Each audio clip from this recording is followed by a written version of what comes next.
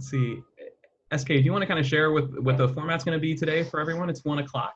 Yeah, so we're going to get started here, everyone. If you'll have your chat window open or visible, it's at the bottom of your screen if you're on a desktop. And you can use that to submit questions that we'll get to at the end. We're thinking this update is going to take about 15 minutes, and then we can stay on for a few minutes for any questions.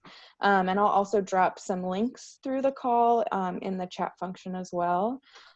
We are recording this, so it will be available later, and we're also, as of about 2 minutes ago, live on Facebook, so this call will be available there as well. It may be helpful for you to have your Zoom set in speaker view, so you're just seeing the one person talking at a time. You can find that at the top right of your screen if you're on a desktop. And I think that is all for me in terms of housekeeping things. Okay, we'll kick it off then. Good afternoon, everyone. I want to thank you all for joining us for our second virtual COVID-19 update. Zoom has been really helpful to us as we've tried to navigate through this. I'm Peter Keller. I'm head of the board at Episcopal Charities, and we're going to do these calls on a weekly basis because I think one of the best ways to mitigate uncertainty and fear and panic is regular communication. So we're going to invite you to join us live every Wednesday. And as SK said, if you can't join us live, we're going to archive these things on our website so you can tune in later on. While we still face a lot of great uncertainty about the severity and the duration of this pandemic, we do know that things are going to get a lot worse before they get better. Even our fearless leader, Donald Trump, admitted that yesterday. And so we know that the impact's going to be particularly severe on the people that we primarily serve, who are people who are on the edges in terms of income and in terms of opportunity. Today, what we're going to do, following up on what we talked about last week, is share some information on how we're responding to the increasing financial demands of the pandemic, the increasing ranks of the unemployed, particularly the hourly worker unemployed who don't have a backstop. And we're going to focus on the issues affecting a different set of the outreach programs than we talked about last week, and how we can work to support them in this period of outbreak. I'm really excited to tell you all tonight that on Monday night at our regularly scheduled board meeting, the board approved a special COVID-19 relief fund to help provide financial assistance beyond what we've already committed to our programs. This fund is going to prioritize existing programs. And again, this is primarily aimed at the basic human needs programs. And we're seeing additional requests. We want to prioritize existing programs because, as you all know, advisory committee members visit every one of our programs every year. So these are programs that have been vetted. We know that they're operating effectively and safely. So they'll get first priority. To the extent there are other programs by parishes in our diocese, we will accept and review those applications. And so obviously at this point, we don't have a sense of what the ultimate cost will be or what the duration will be. Once again, as I was last week, I'm joined by Patrick Bergquist, who's our director of programs. And, our program staff continues to reach out to all of our programs, recognizing that, we get some information about what's going on the ground, and we can offer some advice, some counsel, maybe a shoulder to cry on in this time of real uncertainty. But we want to share additional information about the financial resources available. And after Patrick's done, I'll give you some ways you can give money if you're so inclined, and let you know a little bit more about our emergency funding program. So with that, let me turn it over to Patrick. Great. Hey, thank you so much, Peter. Really appreciate it. Last week, if you were on the call, we had a chance to really talk about our programs that are working with immediate food insecurity. And what we're doing to kind of help support them, not just with our financial help, but also with logistical and expertise help. This week, when we were talking about other communities we wanted to talk about, we really started talking about another of our kind of invisible groups that we work a lot with, and that is those people whose immigration status is undocumented.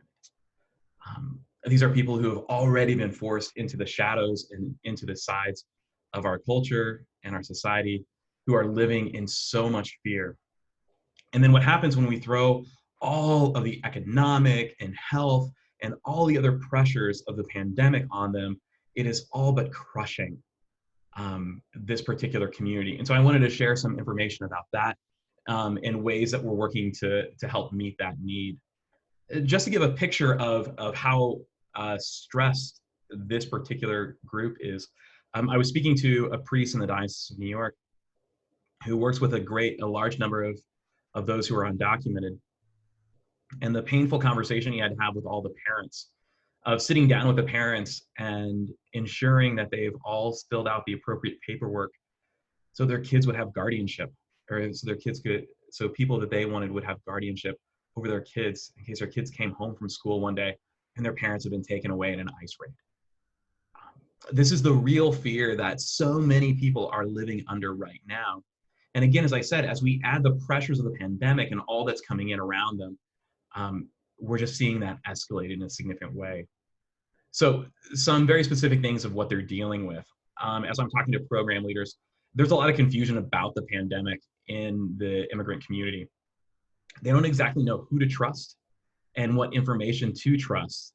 So one of the things that we are trying to do is get good communicators and trustworthy communicators. And that's often our program directors and our clergy from the diocese going in and helping to explain what the pandemic is, what the causes of it are, and the needs and the things they need to do to stay safe.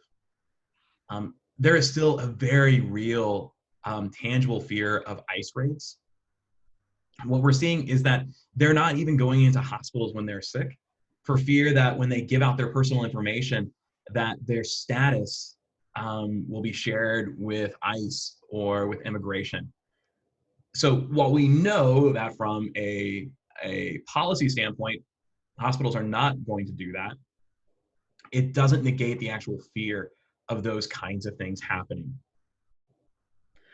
Many of this population work in the service industry, so restaurant cooks, cleaners of homes, day laborers, landscapers, those kinds of things. They're all out of a job. I was just on the phone with one program leader who told me that they just provided rent support to a household. It was one small apartment with 2 families, so it had 4 adults and 3 kids in it, and all in the same week, all 4 adults lost their job. Now, so many of these people lack all the programs that are coming out, the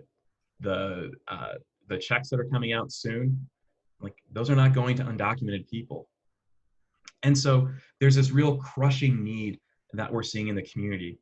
I was talking to one program leader who's doing heroic work, I think. But they are seeing twice the amount of money they're spending in a month on people with food insecurity, and spending 3 times what they've been spending previously on rent support.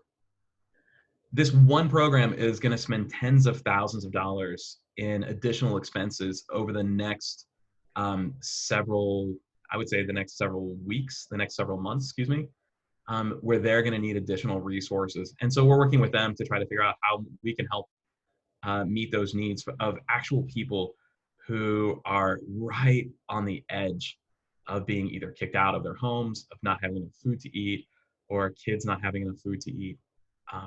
And so, again, we just wanted to highlight this particular group of people that are so on the margins, so on the edges of our culture. And again, we know that those who are on the margins, who are on the edges of our culture, are the ones that suffer the most through these things. Again, Peter and I are sitting in our homes and our apartments, and we're going to make it through this. We have the finances, those kinds of things, but these people do not. They don't have the backup that many of us do have. So with that, I want to turn it back over to Peter, and just remind us of this really vulnerable and often invisible population that we're working with. Thank you, Patrick. And again, let me just highlight what Patrick said. You really cannot overstate both the fear and the risks to those in the undocumented community. We really need to help this group. It's a group that's, really of real concern to Bishop Dici and to all of us at Episcopal Charities. Those of us who were around after 9/11, know we've got a large Hispanic community in my town, and there were people who were entitled to aid. There was an awful lot of aid available, but people were simply afraid to come forward. They assumed it was a trap. They assumed it was going to be, a one-way ticket out of this country. At that time, and Patrick mentioned it earlier, one of the real keys was clergy. There's some implicit trust when there's a collar around someone's neck. And a lot of the clergy in our area reached out after 9/11 to people. We had some people whose spouses or others had worked at Windows in the World, and they'd lost a husband, lost the primary breadwinner. There was money available, and it was only clergy who could get out and tell people, this is not a trick, you're entitled to this money, come forward and get it. That was really important. And again, I think Episcopal Charities is uniquely positioned, because we are parish-based, to reach out to people and have them not be fearful of coming to us looking for aid. Obviously, Patrick mentioned the uncertainty earlier. With each day, we're learning more about the severity, about means of transmission, about likely curves over the next coming weeks or months. But we're also learning, unfortunately, more about how many of the people we serve are being impacted by the pandemic. We certainly know more than we knew yesterday, and we knew that it's going to keep getting worse. We know it's going to keep getting worse. And so we need to be there to help. I mentioned earlier the special fund that our board had set up and authorized on Monday. We've moved some money from one of our reserves to help fund this initially. I'm also very proud to say the next morning, a number of board members had chipped in to augment this fund. Again, we don't know the ultimate cost, but it's going to be big. And as a board, we are committed to be fiscally prudent, but if there was ever a time to spend down reserves, it's in a period like this where the human suffering is potentially so large. I know all of you face uncertainty out there. We all do, but if you are in a position to help out, I would ask you to consider making a gift to this emergency fund. It's going to be a separate fund, separate from what we are giving out under our normal 2 grant cycles. The simplest way to do it is simply online. There's a click at the top of our webpage, and the money will go specifically to COVID-19 relief.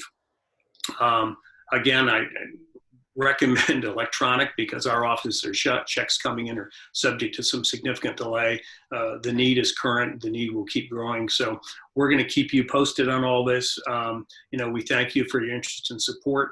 I invite you all to click on our webpage on a regular basis because we're having periodic updates. We've got information about how to apply to COVID relief. Patrick and SK are reaching out, but also if people reach out to us, there are resources on our webpage about distancing, how to run programs in this period of transmission and social distancing. And again, we're going to keep communicating with you all and hope to do this on a weekly basis. Patrick, any other comments? Yeah, I just want to acknowledge that in the chat function, SK's put the link. If you don't even want to go to our website, it's set up there. Also, if there's questions, we can take it. If for those who need to take off, you're welcome to do that. But if you have questions, we're happy to stick around for a few minutes and answer questions if we can. I'm going to add one other comment too. We are all very, very concerned about the safety of our program directors and our volunteers. So a lot of what we're doing is communicating information about how to run our programs in a safe and efficient manner. In this period of distancing, a lot of our feeding programs have had to change their mode of operation. We're not doing choice pantries, we're doing boxed foods. We're having ongoing discussions with the food bank and Feeding Westchester about the best ways to get food to people while making certain that we don't put either them at risk or our volunteers or programs at risk. Clearly, as more parts of the economy shut down, there are more people who are going to need our sorts of assistance. And that's a scary thing in the sense we can't have lots and lots of people congregating at our feeding centers. That's simply not healthy or safe. And I don't want to be in a position where we look back on this, a year from now and say we fed a lot of people, but we also aided in the transmission and the spread of this. So rest assured, we're having constant dialogue about how we do this in a way that makes sure that we don't endanger our clients or our volunteers. Any questions, SK, on the queue? Yes, I'm seeing a couple come through. So the first is related to policy, and the question is, with the pandemic, is ICE still operating? And also, if undocumented people who, as we know, are paying taxes, are they eligible for the check with the stimulus bill or not? Unfortunately, to the best of my knowledge, ICE is still operating. Obviously, we have a different type of leadership, if you call it that, in Washington right now. So ICE is still operating. A lot of people who are undocumented, my understanding from the bill last week is that those people, they may be paying taxes, but I think there are going to be real limitations on undocumented people getting any of the stimulus checks that Congress has authorized. Yeah, that's correct. And the other thing I want to mention about that is so many of those who are undocumented are in a cash culture right now. And so they're day laborers who are being paid cash. And so they're not paying into the tax. So they're trying to stay under the radar as much as possible. And so a lot are not going to be able to get any of that kind of stimulus. And if I remember correctly from the bill reading, you have to have a green card, or there's several steps above Yes. coming in as undocumented, even though you're paying taxes. Again, that's my understanding of it. I don't want to say that it's gospel, but that's my understanding right now. Thank you. Our next question is about volunteering, and is whether Episcopal Charities could use Spanish-speaking volunteers to communicate via text or FaceTime with undocumented folks that our programs serve. 100%. So if you would send, SK, would you put your email address in the chat function? I will. SK is our director of volunteers. We are looking for anyone that has unique skills that can jump on a Zoom call with our immigration programs who may be able to speak Spanish. If you can help tutor kids, we've had programs reach out to us asking if we can connect them with some tutors for their elementary programs. Actually, I have an ESL program that would be fantastic for the Spanish-speaking population that can help out. So if you would channel those through SK, or you can go onto our website where there's a volunteer application where you can list off those skills, and we'll get back to you. And keep checking back, because as I said, some of the changes in mode of operation are more labor intensive. So I do anticipate we're going to have a need for a significant increase in volunteers over the next several weeks. Yep. One of the things we talked about the other night is a lot of college students are home early for the year, or maybe they're doing virtual learning, as one of my kids is. That's a population that is healthier and potentially more able to go into situations that some of our traditional volunteers can't go into.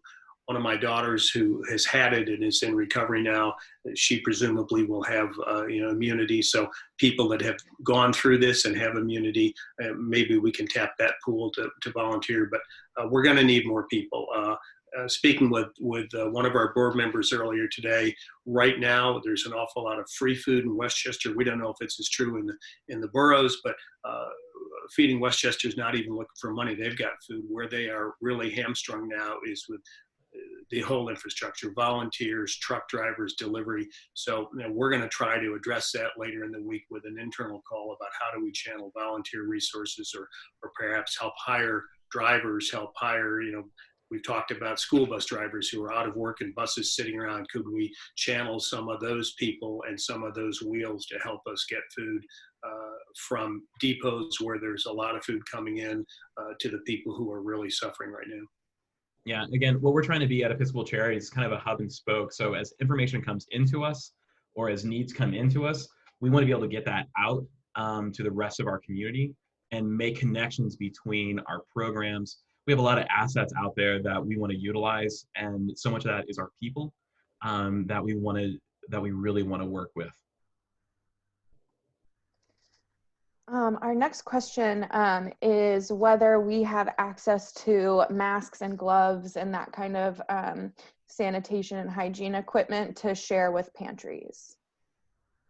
We don't actually have those, but whoever that is, SK, could you put my email on on there? Shoot me an email and let me know what's going on, and we'll see if we can't help out.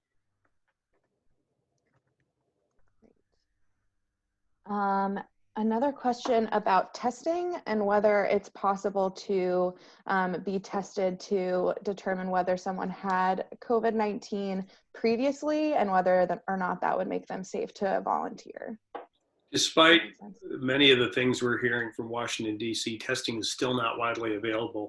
My daughter, who had it, has never been tested. The doctor simply said, you're in recovery, you don't need to be tested.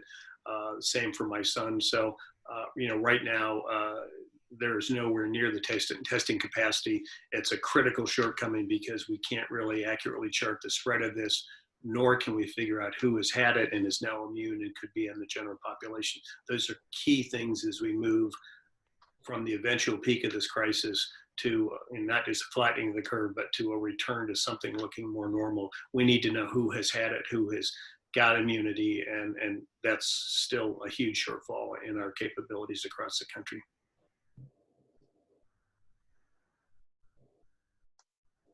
Another question about volunteering, or I'll ask two, I guess. One is, do we need volunteers to help deliver food to the homes of seniors right now? And then another question from someone who is trained for mass care with the Red Cross, asking about how to offer services if churches end up being used as hospital space. So what I would encourage you to do is to send us an email. So what's helpful is we're compiling essentially a database of people that are offering to help and where they can help, so that when we get a request in from a program, we have some place to go and say, no, we do have a person that can go. So I think that's what we're really looking at right now. So if you could communicate with us, throw an email to SK or go online, and put those things down, and we'll try to get information out to you. Yeah, I'm dropping a link right now in the chat to our volunteer application for both individuals and small teams of volunteers to sign up. So that's a great way to get that started. And one other question is from a food pantry who has suspended operations, and they're asking about how other parishes are operating and remaining open with this grab and go style. Yeah, I think I saw that was from Priscilla. Priscilla, let's talk on the phone. We have best practices, we have procedures set up. So let's talk about ways that we can do that in a safe way. We want to make sure that our volunteers, we want to make sure our programs are safe is our first priority. But there are ways that we can help you. So just give us a call.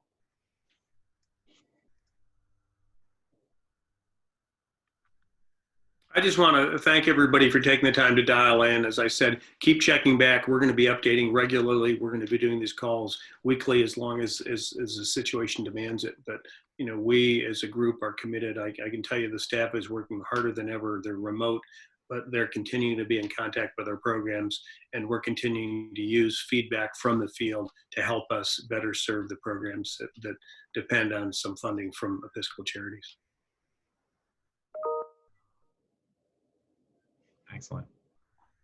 All right, thank you all so much. Peter, I think that's all from me. That's it. Thanks again. Everyone stay safe and really do take the distancing seriously. That's the way we beat this stuff. Don't get complacent. Don't go out and mix in the general population.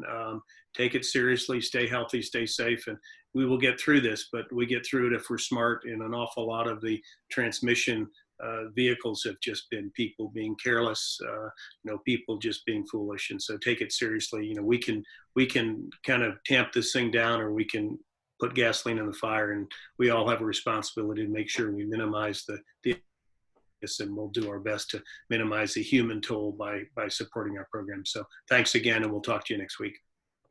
Thanks.